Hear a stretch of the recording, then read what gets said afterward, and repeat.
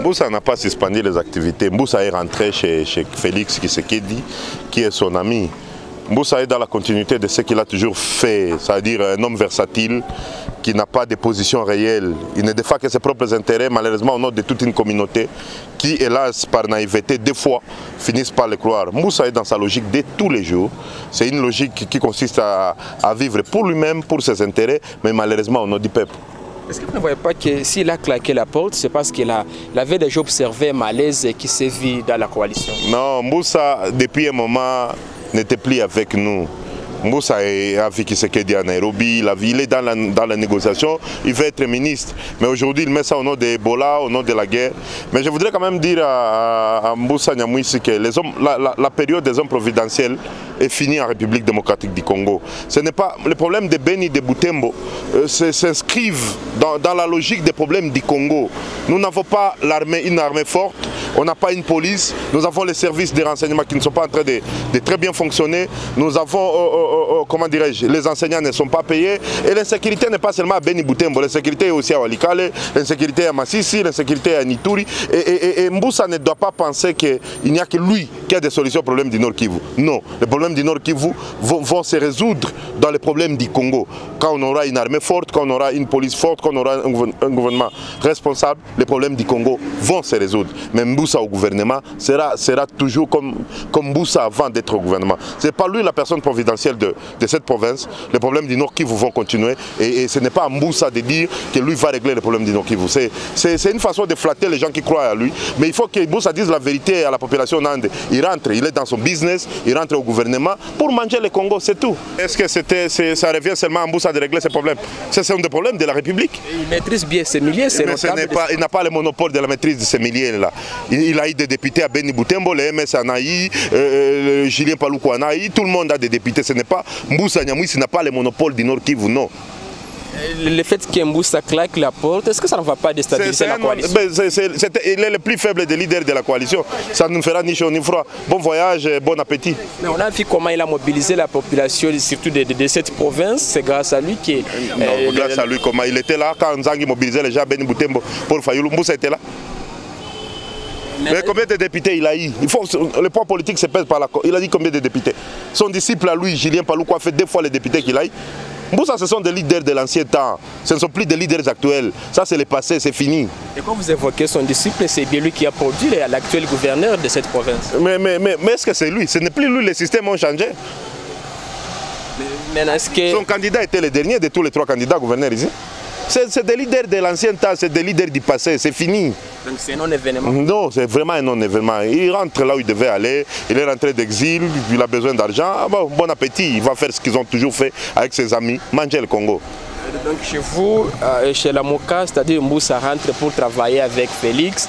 Et quand vous parlez de Félix, vous parlez encore de ce mariage qui est entre Félix et Kabila. Mais c'est la continuité. Rien ne changera. Il ne faut pas que les gens s'élèrent. Nous devons réfléchir, nous devons sauver notre pays, nous devons sauver notre démocratie pour sauver notre République.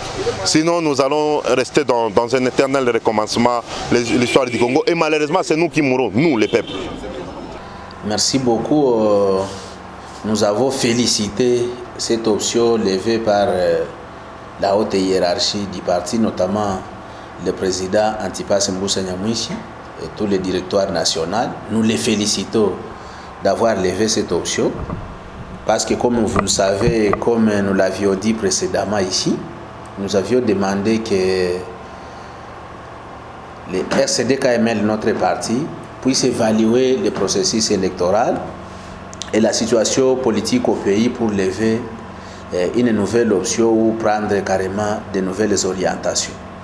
Et à ce jour, je pense que nous ne pouvons que féliciter la haute hiérarchie pour avoir décidé de quitter momentanément la Mouka ou de quitter, si vous voulez, la Mouka afin d'évaluer tout ce qui se passe au pays et ensemble trouver les voies et moyens pour mettre fin ou pour trouver des solutions aux défis qui nous attendent. Parce que vous savez que dans ces pays, nous avons des problèmes majeurs, notamment celui de l'insécurité, surtout dans la province du Nord Kivu, mais aussi ce phénomène Ebola qui fait rage dans la province du Nord Kivu et à Nituri. Alors pour tout cela, nous avons pensé que ce serait irresponsable de rester indifférent alors que ce sont nos populations qui meurent. Eh bien, nous pensons que c'est une bonne chose qu'on se joigne, qu'on joigne nos efforts à ceux des autres pour résoudre ce genre de problèmes que je viens de citer tantôt. Vous appelez, vous dites qu'on quitte tôt, peut-être les autres disent qu'on a quitté avec un léger retard. Il y a les autres qui disent qu'on a quitté au moment opportun, mais je suis d'accord que c'est le moment opportun parce que la coalition, la Mouka, c'était un mariage, c'était un contrat, comme vous le savez, un contrat politique. Ce n'est pas un mariage qu'on a signé devant l'état civil pour dire que c'est pour l'éternité. Et la coalition, la Mouka, a vu les jours juste pour gagner les élections présidentielles. Mais selon vous, est-ce que les élections présidentielles ne sont pas passées? La réponse est oui, elles sont passées. Alors, la coalition, qu'est-ce qu'on doit continuer à faire dedans? Je crois qu'il faut prendre de nouvelles orientations, il faut voir l'avenir, il faut comprendre en quoi on peut être utile à la République et à nous-mêmes, à vous tous. Eh bien, c'est très responsable que nous prenions, que nous levions cette option. Et je ne pense pas que nous soyons les seuls. Donc, dans les jours qui viennent, peut-être que les autres partis devront se prononcer, mais en ce qui nous concerne, nous ne pouvons qu'assumer notre position, et c'est dont j'ai félicité la hiérarchie du KML, comme je venais de le dire. Et je crois que si l'opportunisme veut dire que nous, lorsque les gens sont en train de mourir, nous devons chercher des solutions, si l'opportunisme veut dire que lorsque il y a les problèmes de sécurité et que nous décidions de joindre nos efforts à ceux d'autres, lorsqu'il y a Ebola, que nous décidions d'aller aussi sensibiliser, d'aller aussi mobiliser, de donner tout ce que nous pouvons pour que ça prenne fait. Si c'est cela qu'on appelle opportunisme, alors nous acceptons volontiers qu'on nous appelle opportunistes. D'ailleurs, on prendrait tout de suite les noms d'opportunistes. Mais de l'autre côté, je pense que c'est le salut de tout un peuple. Et c'est tout le monde, c'est plutôt beaucoup de gens qui disent que nous avons pris une décision qui convient. Et il n'y a personne qui nous reproche cela. Il n'y a personne qui nous reproche cela, c'est plutôt la satisfaction de beaucoup de gens. Surtout que nous avons attendu, nous sommes allés jusqu'à la fin de notre contrat avec nos partenaires. Donc en politique, c'est toujours comme ça. Seulement, je sais que ce ne sont pas les politiciens qui le disent, ce sont les profanes. Tout celui qui va le dire, alors mettez-lui sur la liste des autres profanes. Parce que, comme vous le savez, quand vous avez un engagement avec quelqu'un en politique, ce n'est pas pour l'éternité. Et nous sommes un parti politique autonome. Donc, nous avons le plein droit de prendre nos décisions, de lever l'option et de les assumer. Et c'est ce que nous faisons. En fait, nous savons que Nyamwisi fait partie du présidium de la Mouka.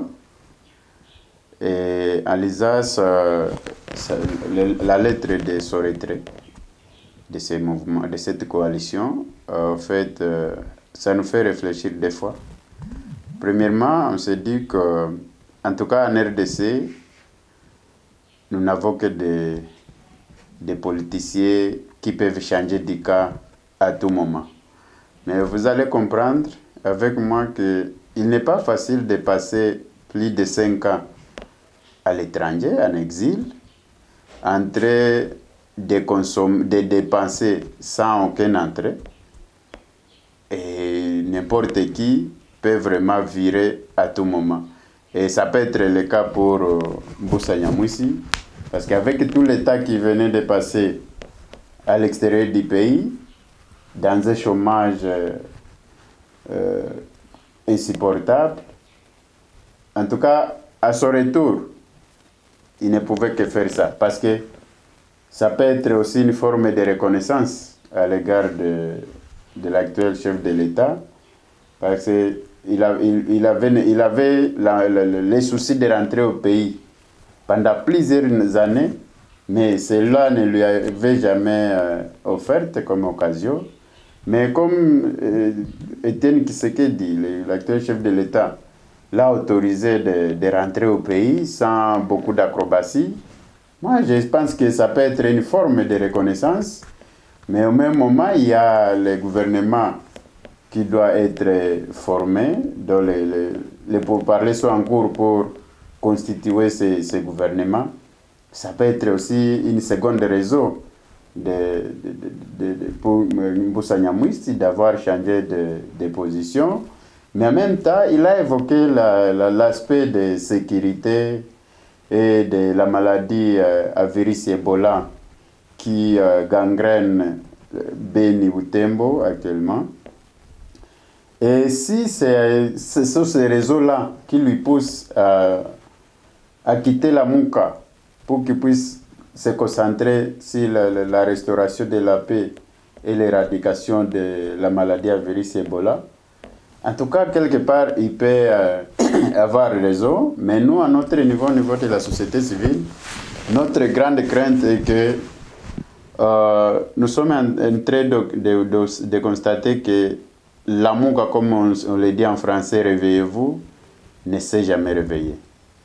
Et surtout que quand on est affamé, vous avez passé une nuit sans manger, il est toujours difficile de se réveiller. Et les gens se sont réveillés à Genève, mais ce que nous sommes en train de vivre au pays, même avec les députés qui sont venus qui ont été élus au compte de la Mouka, sont en train de l'éprouver à travers les élections, par exemple, des gouverneurs, des sénateurs, où on a enregistré, on a connu des cas de corruption très déplorables même par la société civile.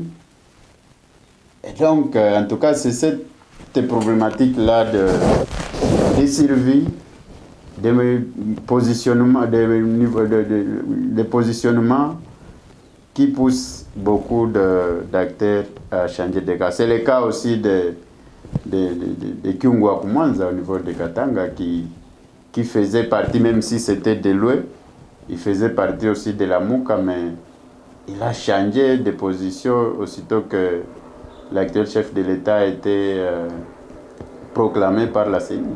Oui, actuellement, il est difficile de connaître qui continue à être membre de la Mouka. Parce que nous sommes en train d'observer seulement de l'hypocrisie dans les esprits de certains leaders de la Mouka.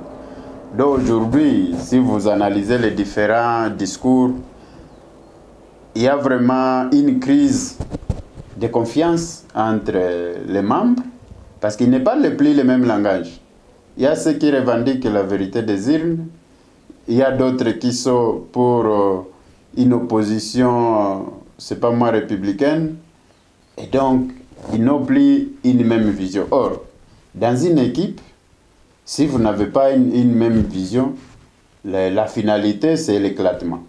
Et donc, nous risquons d'observer dans les jours à venir une séparation totale de tous les leaders de la Mouka. Mais une autre crainte, c'est que ça commence même à prendre une connotation régionale, donc partie Est-Ouest,